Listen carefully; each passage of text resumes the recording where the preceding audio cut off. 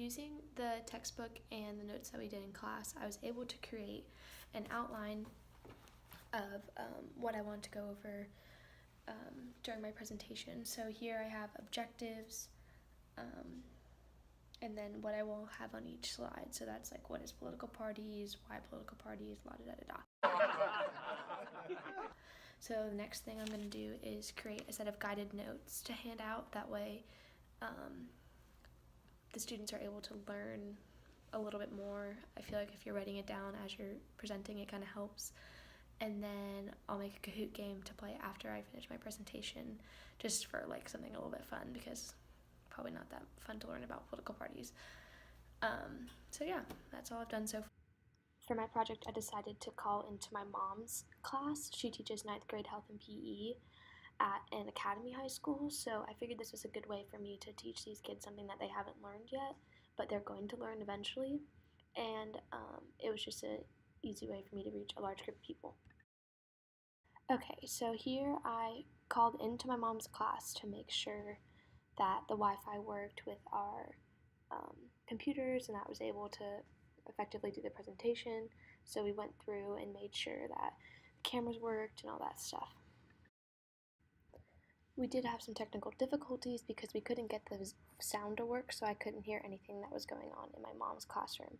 But we were able to practice the Kahoot game and make sure that it was all working correctly. Okay, so I'm about to call into my mom's class to do the presentation. Really hoping it goes over well because she had to pull these kids out of their PE class, so they're all wearing their PE uniforms, so that should be interesting. But I've tried to practice as much as I can, making sure I can cover the information and get my message across without stumbling on my words or anything like that. My mom said the kids are really excited, probably because they don't have to work out today because I'm doing my presentation. But yeah, we'll see how it goes. It's presentation time.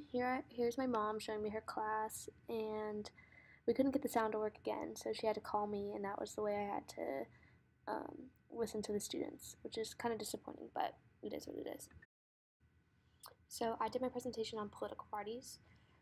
Here are the objectives that I hoped for the students to get from this presentation. The first slide is, what is political parties? And political parties are a group of citizens united by ideology and seeking control of government in order to promote their ideas and policies. And I got this definition from our textbook.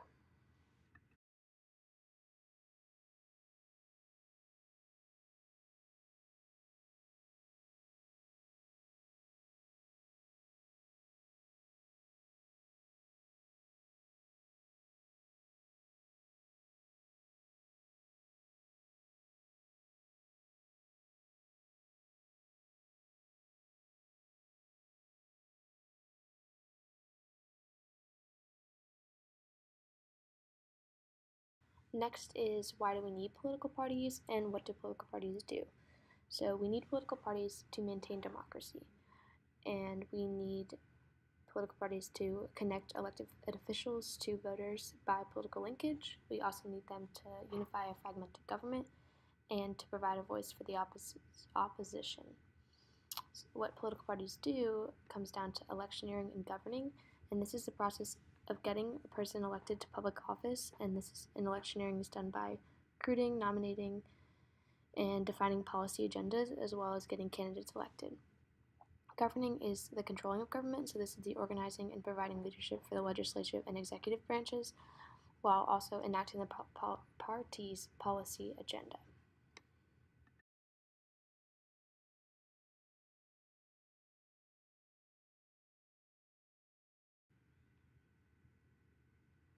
So the next step is the history of political parties. So this is, or basically talked about the 1790s to the 1820s, which was when America was forming, and we created the Constitution, and the two main political parties were Federalists versus Democratic Republicans, and these are also known as the first established political parties. So the debate was a strong central government versus state rights. And then in 1929 and 1965, America was recovering from the Great Depression, and this is when we saw the rise of the Democrats versus the Republicans. So parties were divided based on class, and this makes sense because of all the economic issues that were occurring in the nation at the time.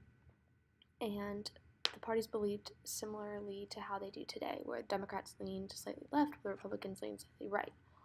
And then in 1965, we saw the Civil Rights Movement, which this created the Democrats versus Republicans, and as how we know them today.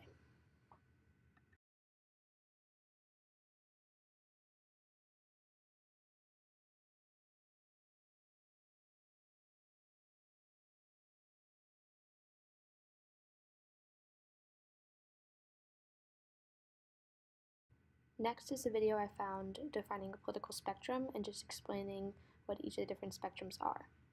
Simple Show Foundation introduces the political spectrum. Meet Paul and Lena. They both care deeply about their community and want to ensure a brighter future for it. However, Paul and Lena disagree about the best way to remedy the social and economic problems. An argument soon erupts and they start calling each other names. Left wing and right wing for starters, and just before a simultaneous rage quit, commie and Nazi. That escalated quickly. What do all these words even mean? And is there any way that Paul and Lena can work together? To answer these questions, we need to understand the political spectrum. The first dimension of the spectrum is from left to right. This describes how much the government should be involved in the economy. Should the government run schools, hospitals, and redistribute wealth? At the far left, all private property is abolished and resources are communally owned. Or should there be smaller governmental influence, less taxes, regulations, and restrictions? On the extreme right, we find totally free market capitalism.